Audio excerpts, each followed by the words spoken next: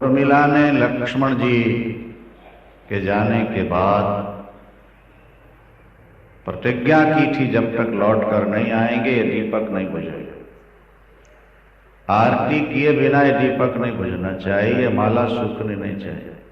14 वर्ष वो दीपक जलता रहा, उसमें घी नहीं डाला। माला को कोई फ्रिज में नहीं रखनी पड़ी। और जब शक्ति लगी महाराज, शक्ति सब रोए, लेकिन उर्मिला नहीं रोई। क्यों नहीं रोई? बोले अगर मेरे पति के प्राण संकट में होते तो मेरे दीपक की ज्योति मंद पड़ गई, मेरी माला कुमला गई। पतिव्रता नारी अगर किसी श्राप से श्रापित नहीं है तो विधवा नहीं हो सकती। पतिव्रता नारी के पति की आयु बढ़ती है। सुलोचना भी पतिव्रता है, लेकिन उसका पति पापी रावण का साथ दे रहा है, और मैं पतिव्रता हूं और मेरे पति धर्मात्मा राम की सेवा में लगे हैं, इसलिए विजय मेरी होगी, पति मेरे सुरक्षित रहेंगे। सुलोचना के पातिव्रत्य में यह शक्ति नहीं कि वो उर्मिला की मांग का सिंदूर पहुंच सके। निश्चिंत रहो, वो सो रहे हैं राम की गोद में, आराम कर रहे हैं, उनको कौन ले जा सकता। देवी भागवत में आपने एक बार सुना, यमराज से वापस लेकर के आगे सत्यवान सावित्री सत्यवान को पति के हाथों से लौटा करके ले आए। यहां लिखा है कि पति आवाज दे तो तुम पूजा में बैठी हो तो अधूरी पूजा छोड़ के दौड़ाओ पति के। पूजा छूट गई अधूरी, बोले कोई पाप नहीं लगेगा। बोलो आधी माला हुई और पति ने आवाज दिया, छोड़ गए। खाना खाने बैठी, पति बुला, दौड़ गए। आजकल तो बड़ा मुश्किल है, पुराने जमाने की बात है। एक महिला का संकल्प था, पति बुलाएगा दौड़ के जाओ, सेवा करती, पतिव्रता थी। महाराज उसने मूसल उठाया, यूं धान कूट रही थी ना, तो मूसल जैसे यूं उठाया, पति ने कहा देवी जरा बात सुन लो, छोड़ दौड़। और मूसल वही का, और पड़ोस में बैठी थी। अब वो दाएं बाएं देख रही है कि कौन से चुंबक में अटक गया ये तो। पति की सेवा करके आई। बहन तुमने कौन सा मंत्र सिद्ध किया, ज्यों छोड़? अरे बोले मंत्र क्या, पति की सेवा सबसे बड़ा मंत्र है। पति सेवा करे तो मूसल ऊपर रह जा रहा। हाँ, दौड़ी दौड़ी घर गई, लगी पति के पैर दबाना, पसीना वसीना पहुंचने लगी, थोड़ा पंखा वंखा किया, बढ़िया परोठा वरोठा बना करके लाके दो। उसने कहा हो क्या क्या तेरे क्या, क्योंकि हमेशा कटु वचन बोलने वाली, कभी बात न सुनने वाली, आज हो क्या क्या। और सेवा कर रही, और रात को सेवा करते करते कहती है सुनो जी। हाँ बोलो। हाँ जी। बोले कल मैं चावल कूटने बैठूंगी।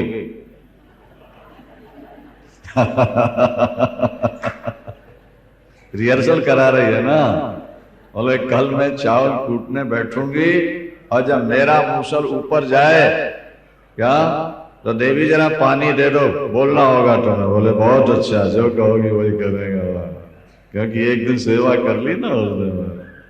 और दूसरे दिन कह रहे हो अब मैं जा रही हूँ चावल कूटने के लिए। हाँ हम रेडी हैं बिल्कुल। रखा ओ मूसल उठाया, वो एक्टिंग हो रही। जैसे मूसल उठाया उसने कहा देवी पानी, मूसल छोड़ा, सीधे नाक में आके गिरा, सुरपड़ का हो गई मारा।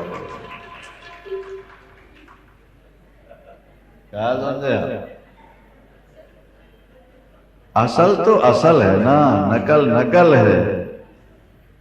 पति की सेवा का परम फल। मैना ने चलते समय कहा था कि करे हो सदा शंकर पद पूजा, करे हो सदा,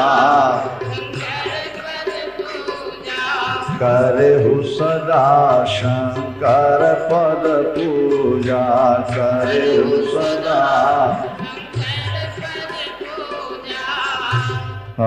नारी धर्म पति देव न दूजा, नारी धर्म पति करहु सदा शंकर पद पूजा, करहु सदा नारी धर्मपति देव न दूजा, नारी धर्म। किसी ने पूछा कि महाराज गलतियां तो हमसे बहुत हो चुकी हैं, अब कथा सुन के पता लग रहा है कि ऐसा नहीं होना चाहिए था, अब आगे क्या होगा? नहीं, शास्त्र कहते हैं आज भी अगर आप अपने दोषों का वारण कर लो, आज भी अपनी गलतियां छोड़ दो, पति और शंकर की पूजा शुरू कर दो, नहीं आज भी, और ये कहकर के प्रभु जो हमसे अनजान या अनजान में गलतियां हुई, प्रभु उसे माफ कर दो। इस जन्म की गलती इसी जन्म में खत्म हो सकती है। अगर इस जन्म की गलती का प्रायश्चित नहीं हुआ और कहीं वो प्रारब्ध में सम्मिलित हो गया कर्म, तो फिर बिना भोगे कटेगा नहीं। संचित और क्रियमाण तो कट जाता है, संचित और क्रियमाण तो कट जाएगा, लेकिन प्रारब्ध में आ गया। ब्रह्मा जी ने लिख के भेज दिया तुमको कि भाई इस जन्म में ये कर्म किया था, इस शरीर में इसका फल भोगना है, बस लिख करके उन्होंने अगर भेज दिया वो नहीं कटेगा। पर हाँ, भोले बाबा काट देते हैं। बोलो शंकर भगवान की। जो तप करय कुमारी तुम्हारी, जो तप करय, जो तप करय कुमारी तुम्हारी, जो तप भाविहु मैट सकै त्रिपुरारी, भाविहु मैट। ये वीआईपी कोटा है महाराज। भगवान शंकर को यह अधिकार प्राप्त है भावी को मेट देना। भावी माने प्रारब्ध, होनहार को बदल देना। ये भगवान शंकर में अद्भुत क्षमता है, क्योंकि बाकी सब देव हैं और वो महान है। भोलेनाथ का स्मरण करते चलना। पंचदेवोपासना करो, सीधी सी बात है। यहाँ शक्ति मंदिर में भी तो 5 देवता रखे हैं ना। पंचायत, पंचायतन, पंचदेवोपासना। भगवान नारायण की उपासना करना। नारायण के ही अवतार राम और कृष्ण है, इसलिए वो एक ही हो जाता है। चाहे राम को मान लो, कृष्ण को मान लो, या श्रीमन नारायण को मान लो, ठीक है ना। एक और शंकर बाबा 2 हो गए, और गणपति तीसरे हो गए, सूर्य भगवान चौथे, और पराम्बा भगवती। महात्रिपुर सुंदरी की आराधना किसी गुरु से मिल जाए तो करते रहते। परम महात्रिपुर सुंदरी सबकी आराधना गुप्त विद्या है, किसी किसी को मिलती है, भाग्यशाली को मिलती है। और जो त्रिपुर सुंदरी की समाराधना कर ले उसके लिए कुछ भी दुर्लभ नहीं रहता। ये पंचायत 5 देव, ठीक है ना। अभी गणपति की उत्पत्ति आपको सुनाएंगे, उससे पहले कार्तिकेय की उत्पत्ति आप श्रवण करो। पार्वती अम्बा की विदाई हो रही है नारी शिक्षा के बाद। पार्वती अम्बा ने बिल्कुल सामान्य कन्या का अनुसरण करते हुए माता पिता भाई और भाभियों के बिछोह में जैसे बेटी हर एक के गले लिपट कर रोती है, इसी तरह अम्बा पार्वती भी रोने लगी। कभी वो भाई के गले से लपट कर रोती हैं भैया भैया कह के, और कभी भाभी से कहती हैं हमें बोल नहीं जाना। कभी माँ के गले लगती हैं और कभी पिता का। यहां लिखा है कि सब रो पड़े। औरों की बात तो छोड़ो, यहां लिखा है महाराज शिव पुराण में कि भगवान शंकर के भी आंसू टपक पड़े उस विरह का वातावरण देखकर, माहौल को देखकर। बेटी की विदाई में परिवार का क्या हाल होता है। कैसे लोगों को पीड़ा होती है। भगवान शंकर के भी आंसू निकल आए, ऐसा लिखा हुआ है। पार्वती अम्मा आगे बढ़ती हैं और फिर पीछे मुड़कर माँ के गले लगने की कोशिश करती हैं, फिर भाभी के गले लगने की कोशिश करती हैं, पिता के गले से हृदय से लग जाती हैं। मैना करो पड़े, और मैना का तो धीरज का बांध जैसे टूट ही गया हो। बहुत बहुत सारा समाज करुण रस के प्रवाह में बह गया। बार बार बड़े लोग सिर पर हाथ रख करके बेटी को सांत्वना दे रहे थे, और भाभियां बार बार गले लगा करके अपना स्नेह प्रकट कर रही थी। विरह की व्यथा से व्याकुल थे। काफी दूर तक महाराज मैनाक बारात को भेजने आए। बार बार मना किया जा रहा था बारातियों की ओर से, आप काफी दूर आ गए, वापस पधारा। बेटी को बैठा लिया पालकी। काफी दूर आने के बाद फिर सिर पर हाथ रखा बेटी के, और हिमाचल उनके बड़े पुत्र हैं मैना। जब भगवती दुर्गा प्रकट हुई थी परमभक्त मैना के समक्ष, वर मांगो तो मांगा था कि मेरे 100 पुत्र हों और आप मेरी पुत्री बनकर के आए, और बेटे सब लाए। बड़ा पुत्र मैनाक, 100 पुत्र हुए। ये तो कल्पलता है, कल्प वृक्ष है। हृदय से देवता की आराधना कर लो, जो मांगोगे तुम्हें मिल जाए। देर से हो सकती है मिलने में, लेकिन उपासक की कामना अधूरी नहीं रहती, ऐसा शास्त्र बार बार कहते हैं। विलंब हो सकता है, हमारा कोई प्रारब्ध गलत है और हम भजन कर रहे हैं तो प्रारब्ध भोग हो जाने दो, तो भजन का फल आ जाए। इस जन्म का पाप, इस जन्म का तीव्र पुण्य इसी जन्म में फल जाता है। जो बहुत ज्यादा पाप कर लिया जाए या बहुत ज्यादा धर्म कर लिया जाए, 3 वर्ष 3 मास 3 पक्ष 3 दिन के अंदर उसका फल मिल जाए। त्रिभिर वर्षैश त्रिभिर मासैश त्रिभिर पक्षैश त्रिभिर दिनै अत्युत कटै पाप पुण्य रिहैव फलमश्म। जबरदस्त पाप कर ले तो महाराज 3 वर्ष 3 महीना 3 पक्ष 3 दिन में फल मिल जाएगा, और ज्यादा पुण्य कर ले तो इसका फल। इसलिए पाप और पुण्य को देखते हुए बचने की कोशिश करो पापों से, और धर्म का आचरण करना। कैलाश पर्वत पर बारात वापिस आई है। भगवान शंकर ने सबको विदा किया है यथोचित सम्मान करके। यहां लिखते हैं, ब्रह्मा जी सुना रहे नारद को से कथा कि भगवान शंकर ने नारायण जी को प्रणाम किया और मुझको भी प्रणाम किया। लेकिन बेटा नारद ये नहीं समझ लेना कि मुझको उन्होंने प्रणाम किया तो मैं उनसे बड़ा हूं। कैसे? बोले पावन भगवान ने कश्यप जी को भी तो प्रणाम किया है, राम जी ने दशरथ जी को प्रणाम किया, तो इसका मतलब महाराज दशरथ राम से बड़े नहीं हैं, पावन भगवान से कश्यप बड़े नहीं हैं। वो तो लोक व्यवहार की मर्यादा का पालन करने के लिए। अब भोले बाबा का विवाह हुआ, सभी बाराती आए, सबने सब कुछ किया, तो अब भाई जाते समय उनको शिष्टाचार नहीं, दूल्हे राजा सबको प्रणाम तो करेंगे नहीं करें भाई विदाई कर। इसलिए उन्होंने सबको प्रणाम किया और सभी लोग वहां से प्रसन्न मन कैलाश से वापस लौटे हैं। यहाँ भगवान शंकर के पास जब पार्वती अम्बा बैठी तो भगवान शंकर ने कहा, सती रूप याद है तुम्हें कि नहीं?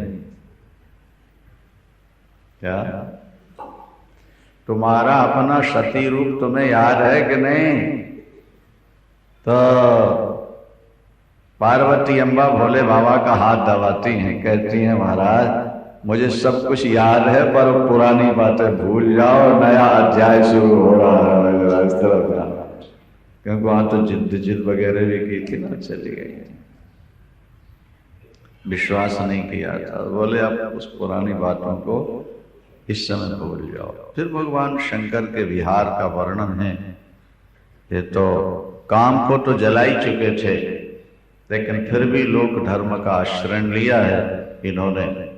और थोड़े समय बाद ही भगवान शंकर, पार्वती अम्बा से कार्तिकेय की उत्पत्ति नहीं है, क्योंकि भगवान कृष्ण ने श्राप दे दिया था कि देवियां गर्भ धारण नहीं करें। बोलो वृंदावन। कहते हैं राधा रानी से एक ब्रह्मांड रूपी पुत्र की उत्पत्ति हुई, देवी भागवत में ऐसा आता है, अंडे के रूप। ये ब्रह्मांड है ना, तो ये अंडा, तो उन्हें त्याग दिया था, तो श्राप मिल गया था कि इसके बाद देवियां गर्भ धारण नहीं करती, देवियां गर्भ धारण नहीं करती। इसलिए लक्ष्मी जी नहीं, सरस्वती और दुर्गा पार्वती इनके संतान, तो संकल्प मात्र से संतान को जन्म देते हैं। भगवान शंकर के द्वारा जो पुत्र होगा, तो फिर उस गर्भ को, उस शुक्र को धारण कौन करेगा? यद्यपि वो भी निष्काम है, लेकिन अब उसके वरदान को तो सत्य करना। उसे भगवती गंगा ने स्वीकार किया है। भगवती गंगा ने सरकंडों में छोड़ा है, अग्नि की तरफ प्रज्वलित शंकर का तेज। कृत्तिका नक्षत्र है जिसमें 6 तारे होते हैं। कृत्तिका नक्षत्र में बोलो 6 देवियां हैं, वो कृत्तिका है। उन्होंने जब देखा, और वहां तारकासुर इसी टोह में था कि पुत्र हो और मैं खत्म कर दूं, इसलिए इनडायरेक्ट इस ढंग से भगवान शंकर का तेज गंगा के माध्यम से सरकंडों में पहुंचा, और पुत्र के रूप में जब परिणत हुआ, तो उसी समय कृत्तिकाओं ने उठा लिया और ले गई अपने लोगों में छुपा कर। लेकिन वो 6 बहनें हैं, क्या कृत्तिका नक्षत्र की अधिष्ठात्री देवियां कितनी हैं? 6। और भगवान शंकर से जो उत्पन्न हुए कुमार वो हैं 1। और 6 की 6 चाहती हैं कि हम अपनी गोद में खिलाएं और अपना दूध पिलाएं और एक ही साथ पिला दें, ऐसा कोई उपाय है क्या? तो भगवान कुमार के 6 मुख निकल आए, एक साथ 6 माता का दूध पीने लगे। देवता पुष्प वर्षाए, बाजे बजाए और ले जाए। क्या 6 माताओं का दूध पीने से इनका नाम पड़ा, क्या नाम पड़ा? सडानन। 6 आनंद माने मुख। जय गज बदन सडानन माता, जय गज बदन सडानन माता। तो गज बदन माने गणेश, गज बदन माने गणेश, और सडानन 6 मुख है। षणमुख ये कौन हुए? और कृत्तिकाओं ने इनका पालन पोषण किया, और कार्तिक की पूर्णिमा को ही इनका प्राकट्य हुआ, इसलिए दूसरा नाम पड़ा कार्तिक।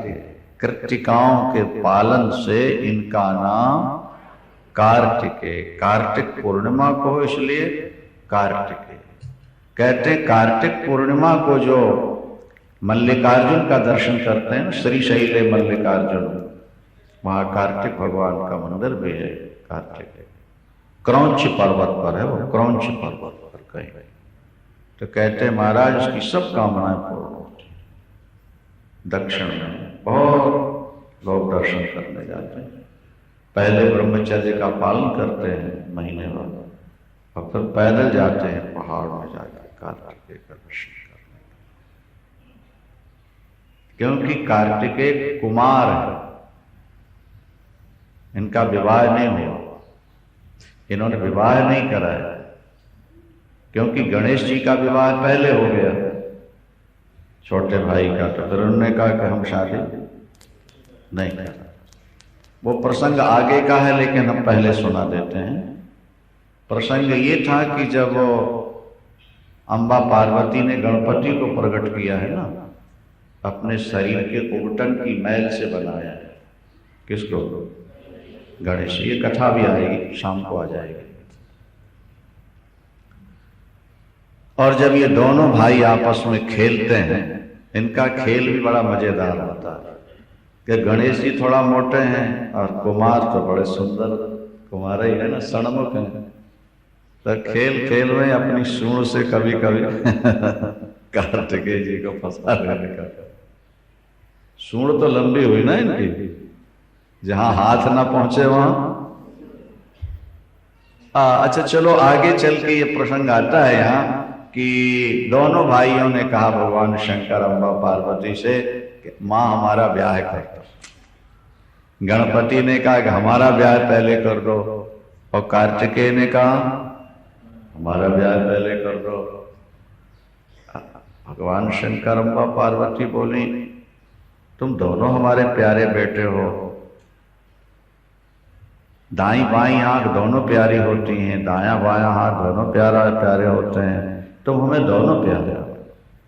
बाकी यूं तो बड़े भाई की शादी पहले होनी चाहिए, लेकिन अब तुम जिद कर बैठे हो दोनों के पहले हमारी हो। तो देखो एक शर्त है। वो क्या शर्त है कि तुम दोनों पैदल चलो और सारी पृथ्वी की पैदल परिक्रमा करके जो पहले आ जाए उसकी हम शादी पहले कर देंगे, पहले कर। हमारा कार्तिकेय दौड़ गए। लेकिन गणेश जी का पेट बड़ा है, मोटा आदमी ज्यादा चल नहीं सकता, हांफने लगेगा।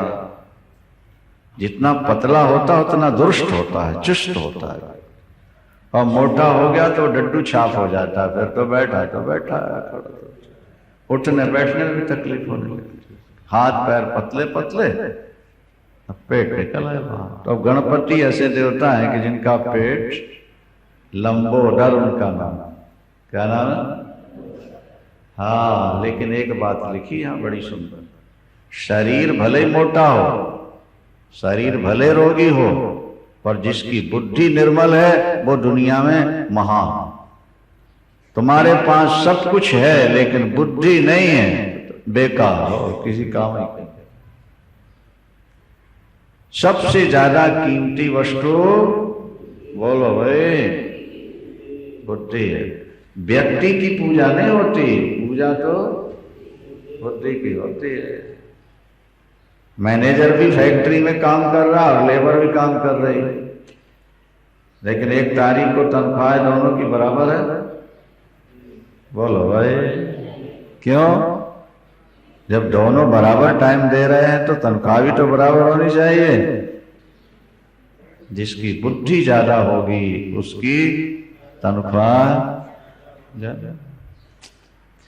इसलिए तो प्रार्थना की जाती है। क्या? गायत्री मंत्र का अर्थ ही है कि हमारी बुद्धि निर्मल बनाओ।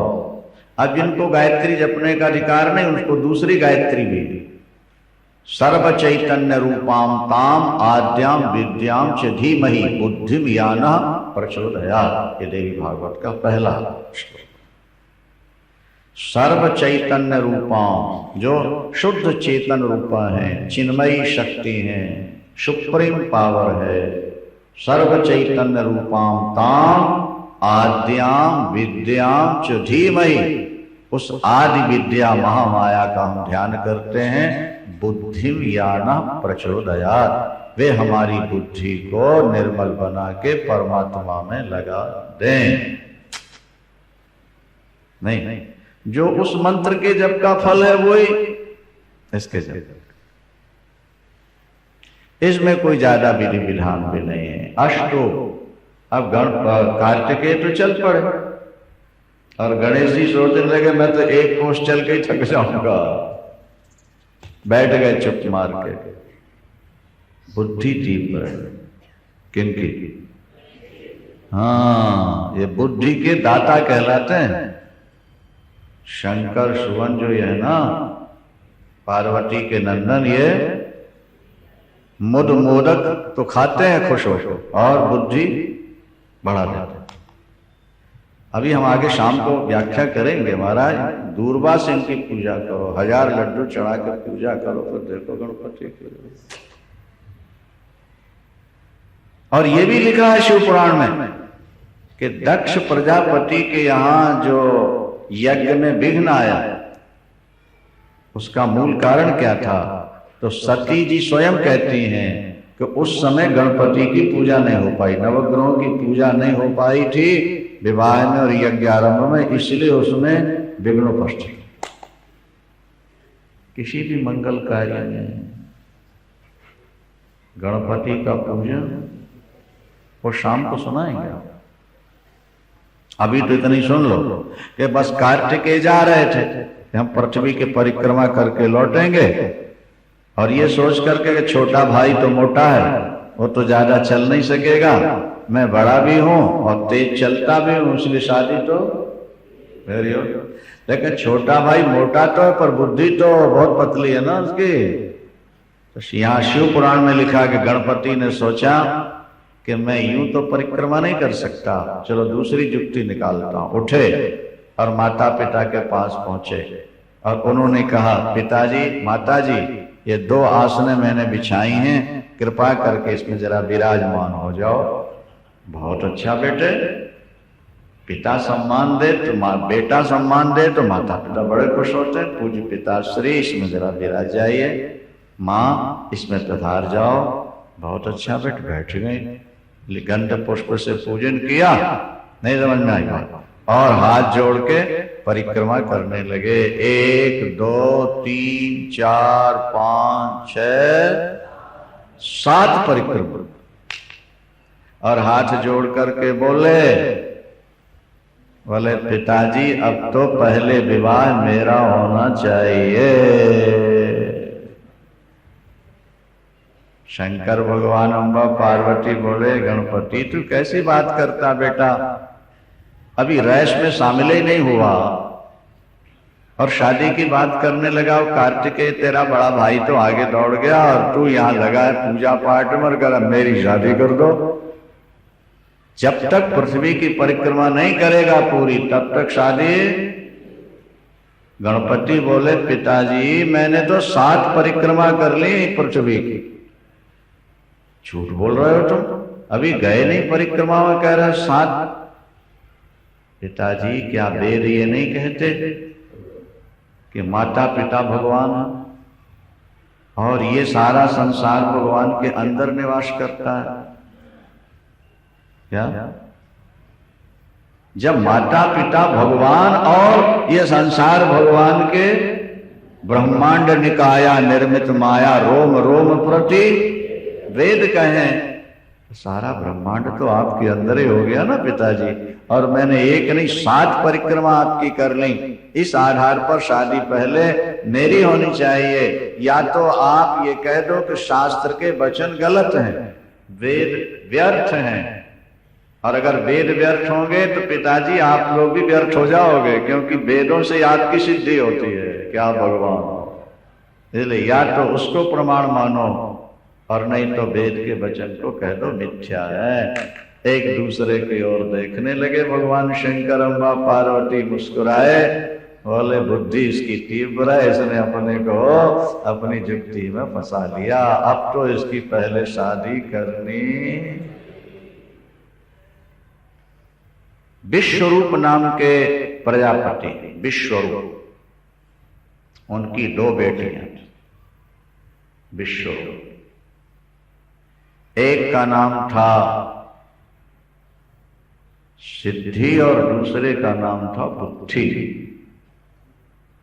क्या नाम? सिद्धि और बुद्धि। भगवान शंकर ने कहा भाई हमको बेटे की शादी करनी है विश्वरूप। बोले 2 बेटियां हैं महाराज। बोले ठीक है फिर। अरे एक शादी कराएगा कि 2? बोले अब 2 आ रही हैं, चलो दोनों के साथ करा देते हैं, क्या फर्क पड़ता है। तो गणपति भगवान की शादी सिद्धि और बुद्धि के साथ, और सिद्धि से उत्पन्न हुआ है शुभ पुत्र और बुद्धि से हुआ है लाभ। देखो कैसी सांकेतिक भाषा है, संकेत है कि बुद्धि अगर तुम्हारी ठीक रास्ते पर चलेगी तो लाभ जरूर होगा। बोलो शंकर भगवान की। क्या? और सिद्धि मिल गई तो शुभ ही शुभ है, फिर तो मंगल ही मंगल है। इसीलिए हम पहले आपको सुना चुके कि राम के की पत्नी की अलग पूजा नहीं है, एक जनकपुर को छोड़कर, वहां की तो बेटी है ठीक है, और राम के बेटों की पूजा भी नहीं है, पोतों की पूजा भी नहीं है, ठीक है। बोलो, भगवान कृष्ण के बेटे पोतों की पूजा करेंगे नहीं।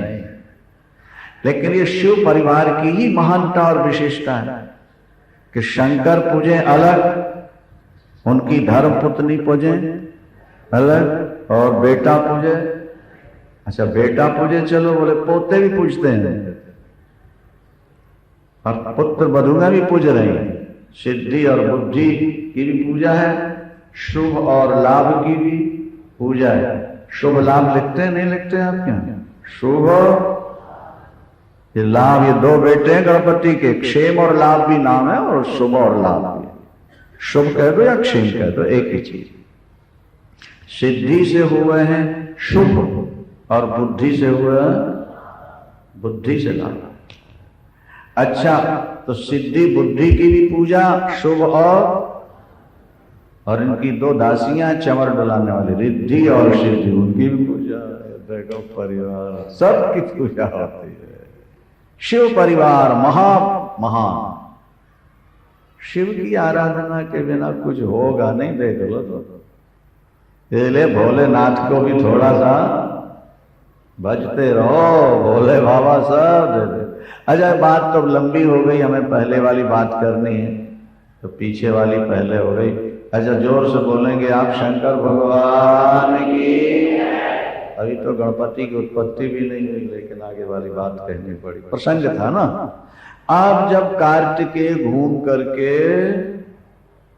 वापिस आए तो नारद जी ने बीच में आग लगा दी। बोले उसकी तो शादी का बेटे भी हो गए गणपति।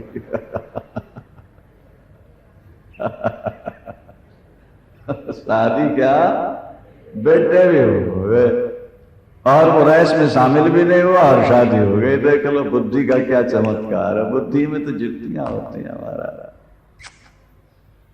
बस कार्तिकेय जी को क्रोध आ गया। देखो पिताजी ने मुझको तो यहाँ टरका दिया, और स्वयं इसका मतलब कि गणपति को वो ज्यादा चाहती। ये बड़ी बीमारी होती है बेटों में। इसलिए आजकल देवियां कहती एक ही पैदा कर ले महाराज, फिर झगड़ा वगड़ा नहीं होगा घर में। लेकिन एक बेटे में मन हमेशा सशंकित रहता है। ना हो अलग बात है, नहीं तो कम से कम दो बेटे तो होने चाहिए। दुई सोत सुंदर सीता जाए, दुई सोत सुंदर सीता जाए, लाव कुश वेद पुराण गाए, लाव कुश वेद दुई दुई सुत सब भ्रातन के, दुई दुई सुत सब भय रूप गुणशील घने रे, भय रूप गुणशील घने रे। दुई दुई सुत सब, और शंकर जी के भी कितने हैं? हाँ, तो कम से कम देवियों दो तो पा लिया करो। बोले महाराज बेटी हो गई वो भी बेटा ही के समान है, ठीक है, लेकिन जो शास्त्र दृष्टि वो तो कम से कम दो का संकेत है। गणपति के पुत्र भी वो भी दो, और शंकर जी के हुए दो, कम से कम दो। अष्टू आप वो चले गए क्रौंच पर्वत पर नाराज होके, और नारद जी ने फिर आके यहाँ शंकर जी से कह दिया कि वो तो वहां आए और वहीं से लौट के यही आग लगाते रहते हैं। उनको वैसा कह दिया, कैसा अब बेटा नाराज हो जाए तो माँ बाप बेचारे नर्वस हो जाते हैं, क्या करें। माता पिता को हमेशा भय लगा, खासकर एक बेटा हो ना, 100 गलती करके आओ, माँ बाप डांटा और वो कहे मैं जा रहा हूं गाड़ी के नीचे सिर देने, वो पानी पानी हो जाएंगे, वहीं पानी हो जाएंगे। मनाना शुरू। एक में बड़ी समस्या होती है। एक बेटा लायक निकलेगा तो बहुत लायक निकलेगा, और एक बेटा अगर नालायक हो गया तो बहुत ही नालायक होगा। ये आप नोट कर लो इसको। हमने सैकड़ों परिवार ऐसे देखे, एक बेटे वाला लायक निकला तो बहुत लायक, और अगर नालायक हो गया तो फिर भी वो नंबर 1 ही नालायक हो गए। खैर, अब भगवान शंकर पार्वती अम्बा वहां गए और जाकर के महाराज फिर कार्तिकेय को बहुत समझाया कि बेटा चलो, जो होना था वो तो हो गया। गणपति ने अपनी बुद्धि से काम लिया, तुमने अपने शरीर से काम लिया। शरीर से ज्यादा कीमती बुद्धि होती है। उसने जब ये शास्त्र का प्रमाण दे दिया तो हम तो निरुत्तर हो गए। चलो चलो तुम्हारी भी शादी। बोले नहीं पिताजी, अब जो होना था वो, अब तो हम कुमार ही रहेंगे, कुमार ही रहेंगे, भजन करेंगे। अच्छा बेटा, नहीं चलोगे तुम तो हम ही आएंगे तुम्हारे पास। हर पूर्णिमा को भगवान शंकर वहां पार्वती जी जाते हैं। कार्तिक की पूर्णिमा पर वहां बहुत बड़ा मेला है।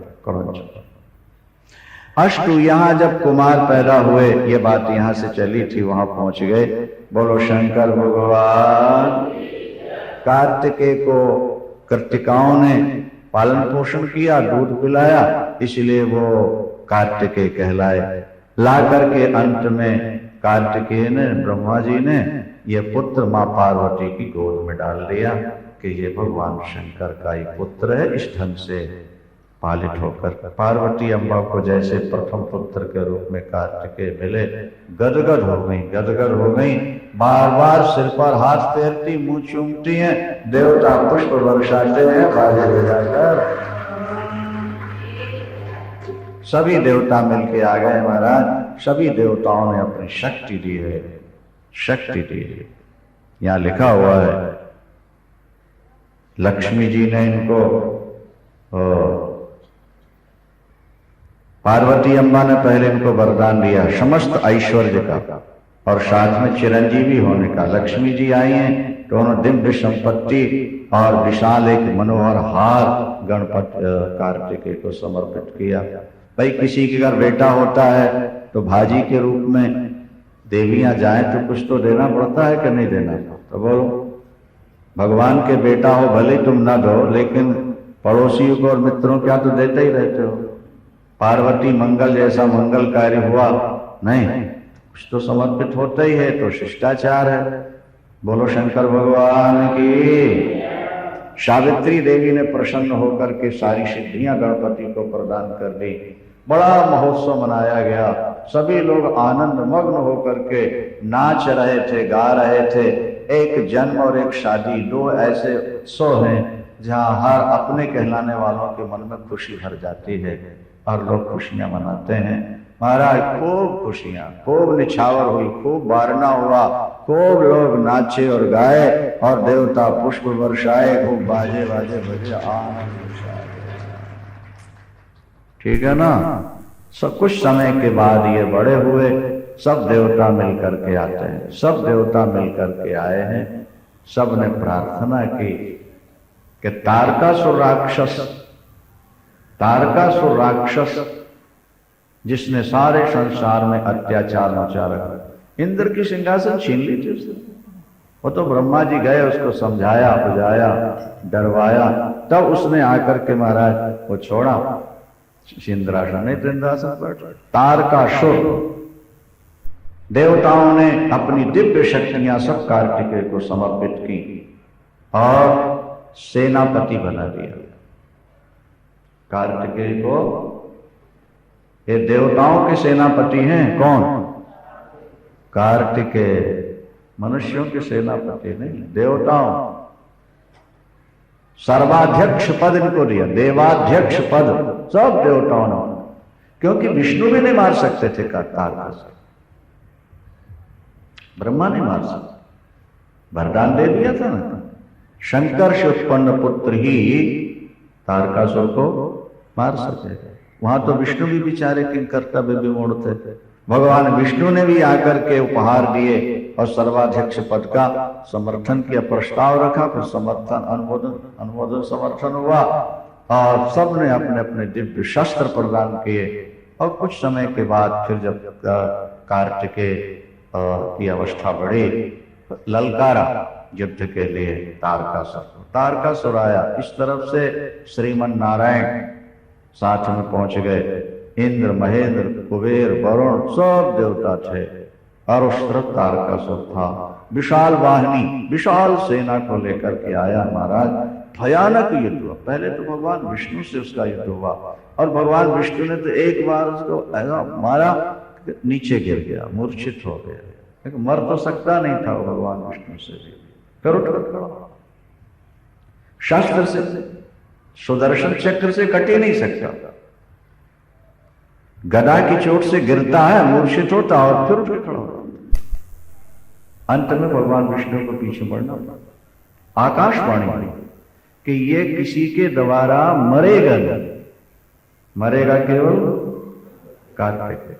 फिर वीरभद्र और तारकासुर के युद्ध का वर्णन है, फिर चंड के द्वारा युद्ध का वर्णन है। नंदी से युद्ध हुआ है, भयानक। वो देवता माने आश्चर्य करके कार्तिकेय आए हैं। फिर कार्तिकेय के साथ एक बार तो देवताओं ने ऐसी मार लगाई कि दैत्यों की सेना भाग पड़ी। अरे तारकासुर सामने खड़ा हो गया, अरे इनको क्या मारते, मुझसे युद्ध। अब फिर उसने जब युद्ध प्रारंभ किया तो देवसेना भाग पड़ी, क्योंकि उससे तो कोई जीतने वाला था ही नहीं, केवल शंकर शिव नहीं मार सकते। तब फिर महाराज रथ पर बैठाला है, सब देवताओं ने मिलकर के कार्तिकेय स्वामी वहां पहुंचे, और वो जब शस्त्र चलाता है, और कार्तिकेय स्वामी यहाँ से शस्त्र चलाते हैं, और टुकड़े टुकड़े शस्त्र होते चले जाते हैं। अंत तो करता भीषण युद्ध, बड़ी माया प्रकट करता है। कभी कभी कार्तिकेय के रथ को ढक देता है शस्त्रों से, जैसे जैसे बादलों में चांद छुप जाता है। बोलो शंकर भगवान की। भीषण युद्ध के बाद अंत में देवताओं ने प्रार्थना की, आप ज्यादा इसे न खिलाइए, आपके द्वारा इसकी मृत्यु निश्चित है, इसे शीघ्र मार करके देवताओं का भय दूर कर दीजिए। आप शंकर पुत्र हैं, अमोघ आपकी शक्ति है।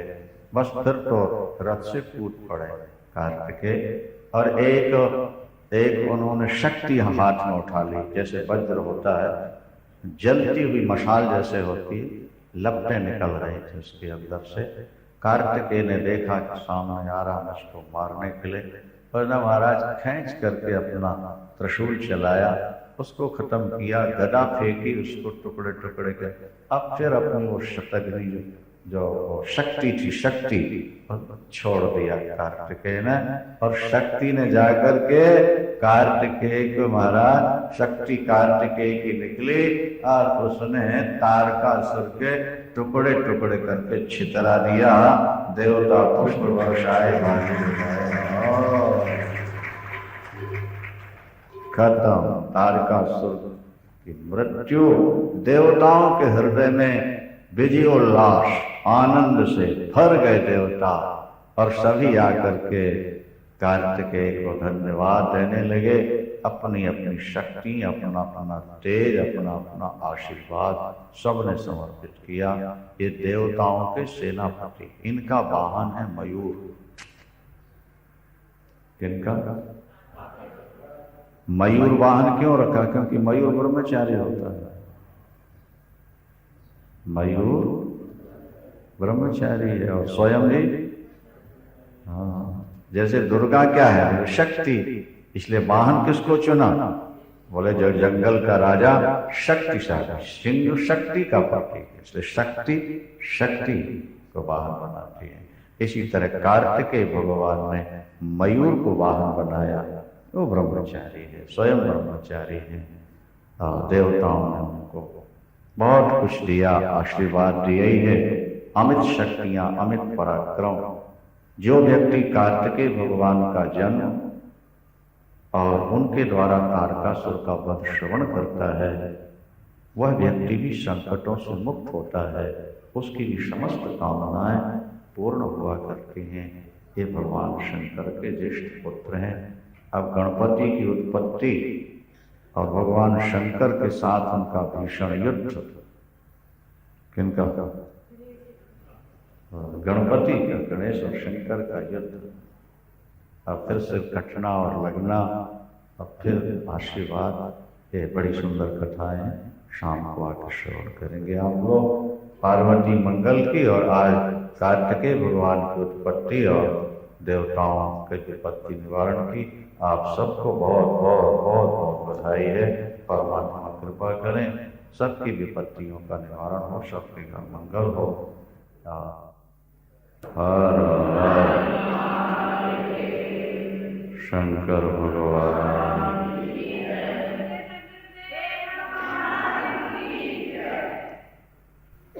स्वामी कार्तिकेय का स्मरण करने से, उनका भजन करने से, उनका पूजन करने से शत्रुओं पर विजय प्राप्त होती है और ब्रह्मचर्य पालन में विशेष सहयोग प्राप्त होता है, क्योंकि वे ब्रह्मचारी हैं।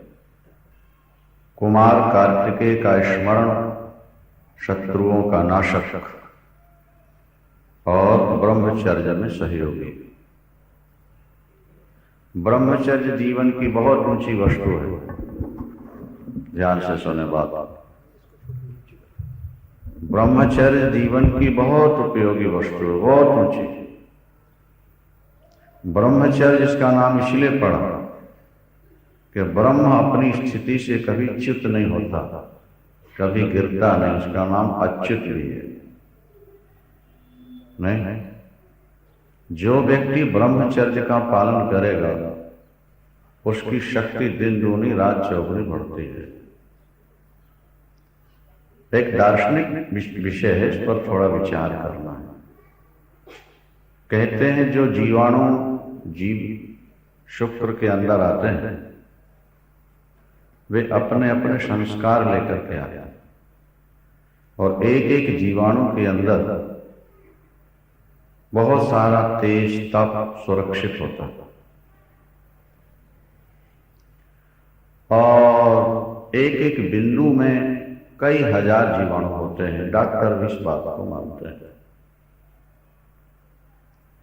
तो यदि वे जीवाणु अंदर ही शरीर में रह जाए तो उनके अंदर का जो ज्ञान है, शक्ति है, शुभ कर्म है, वो सब का सब उस साधक के जीवन में कन्वर्ट होकर प्रकट होने लगता है, जो ब्रह्मचर्य का पालन करता है। और फिर वो अनंत ईश्वर से मिला जाता है। इससे पहले भी अनेक बार हम सुना चुके कि जैसे घास लेट है, मिट्टी का तेल है, वो जमीन में गिर जाए तो बदबू पैदा कर देता है और रुई के सहारे ऊपर चढ़ जाए तो कमरे का अंधकार मिटा देता है। बोलो शंकर भगवान की। घास लेट मिट्टी का तेल यदि नीचे गिरेगा तो बदबू पैदा करता है और बत्ती के सहारे ऊपर चढ़ जाए तो कमरे का अंधकार मिटा जाता है। तेल वही। यदि खाद आप अपने कमरे में रख लें तो बदबू पैदा हो और वही खाद अगर गुलाब के बेला के पेड़ में डाल दें तो दिव्य सुगंधी भर के आपके कमरे को सुगंधी से भर देता है। एक और खाद बदबू पैदा करती है और दूसरी ओर वही खाद दिव्य सुंदर सुगंधित सुमधुर पुष्प बन करके सुगंधी का वातावरण बनाता है। संसार में हर वस्तु का कुछ सदुपयोग है, कुछ दुरुपयोग है। वस्तु एक ही है, उसका सदुपयोग किया जाए तो बहुत लाभ होता है, दुरुपयोग किया जाए नुकसान नहीं होता है। धुआं है, दीवार से लग के जा रहा है, दीवार काली कर देगा। धुआं है, दीपक जल रहा है, धुआं निकल रहा है, उसके ऊपर घड़ा ढाक दीजिए, वो धुआं घड़े के अंदर भाग को काला बनाएगा। उसको आप खरोंच लीजिए, स्याही बन जाती। पहले जो स्याही बनती थी नहीं, उससे फिर वेद लिखिए, पुराण लिखिए, पत्र लिखिए। धूम कुसंगत कारिख होई, धूम कुसंगत और लिखिय पुराण मंजुमा सिसोई, लिखिय पुराण। मसी माने स्याही, वही धुआं दीवाल काली कर रहा, कपड़े काले कर रहा, और वही धुआं स्याही बनकर ग्रंथ लिखने के काम आ रहा है। ठीक है, 10 मीटर कपड़े के 2 हिस्से कर दिए गए, 5 मीटर में ठाकुर की पोशाक बना दी गई, हाँ, और 5 मीटर कफन बना दिया। जो ठाकुर की पोशाक बनी वो भक्तों के लिए वंदनीय हो गई, और जो कफन में डाल दिया गया वो अस्पर्श, उसका स्पर्श भी निषेध, निंदनीय हो। बहुत सारी ऐसी वस्तुएं हैं। यूं अंगूर का रस अमृत है, लेकिन जब अंगूर को सड़ा कर शराब बना दी जाए तो वो जहर हो। यूं संखिया मारक है, शंखिया जहर, पर आयुर्वेद की पद्धति से उसका शोधन कर लिया जाए तो मर्दे को जिला जाता है। एक ओर शंखिया मारक है और दूसरी ओर शंखिया जीवन दाता है। ब्रह्मचर्य जहां क्षणिक सुख देकर जीवन को बर्बाद करता है, वही अगर पालित हो जाए और वो नशों के द्वारा ऊपर चढ़ने लगे, ऊर्ध्वरेतश शास्त्रों में शब्द आता है, ऊर्ध्वरेतश, ऊर्ध्वरेतश का अभिप्राय है कि वो शुक्र की गति, धातु की गति प्राणायाम के सहारे, ब्रह्मचर्य के सहारे ऊपर की ओर उठने लगती है। जैसे मिट्टी का तेल बताया मैंने, बत्ती के सहारे। अगर आप सही ढंग से ब्रह्मचर्य का पालन करें, संसार का चिंतन ही न करें, आप बचे रहें आप दोषों से, तो फिर वो आपकी नसों में, नाड़ियों में ऊपर की ओर जाना शुरू हो जाता है और आपके जीवन को दिव्य और महान बना देता है। कुमार कार्तिकेय जैसा प्रातःकाल आप लोगों ने विस्तार से श्रवण किया, उनका चरित्र सुनना, उनका चिंतन करना, उनका पूजन करना शत्रुनाशक और ब्रह्मचर्य में सहायक बनेगा। जैसे पार्वती अम्बा का चिंतन पातिव्रत के पालन में सहयोगी बना, कल आप लोगों ने सुना था। यही कर नाम सुमिर संसारा, त्रिय चढ़ी है पतिव्रत असिधा। तो पार्वती अम्बा का चिंतन पातिव्रत की रक्षा में सहायक बनेगा, शक्ति देगा। इसी तरह कुमार का चिंतन। अब गणपति का चिंतन कैसे किया जाए, गणपति भगवान की उत्पत्ति कैसे हुई, उनकी लीलाएं क्या क्या हैं, ये देवर्षि नारद ने ब्रह्मा जी से प्रश्न किया है और तब ब्रह्मदेव बड़े प्रसन्न हुए। कुमार का चरित्र सुनने के बाद अब दूसरे पुत्र हैं भगवान शंकर के, कौन है? गणपति, गणेश। गणानाम पति गणपति, ये विघ्न करने वाले गणों के पति, इसलिए गणपति। और ये विघ्न करता भी है और विघ्न हरता भी, दोनों साइड है गणपति। यदि आपने गणपति का पूजन नहीं किया तो वो विघ्न करता है, और पूजन हो जाए तो, जैसे आपको बताया कि संखिया जहर, अशोधित संखिया मारक है और शोधित संखिया जीवन दाता है। कहीं एक बार कोई कथा हमने पढ़ी सुनी थी, शिव पुराण में तो शायद नहीं बाहर किया। भगवान कृष्ण की बारात जाने वाली है द्वारिका, तो देवताओं ने विचार किया कि भाई सभी देवता तो देखने में सुंदर हैं और शादी में तो जरा मेकअप बढ़िया होना चाहिए ना, कपड़े वपड़े बढ़िया हो। तभी शादी का सौंदर्य है। सभी देवता तो बड़े सुंदर हैं, लेकिन ये गणपति महाराज, लंबी सूंड, लंबे कान, लंबा पेट, क्यों ना इनको यही रोक दिया जाए। लेकिन शक्ति किसकी है रोकने? गणेश जी को रोकेगा?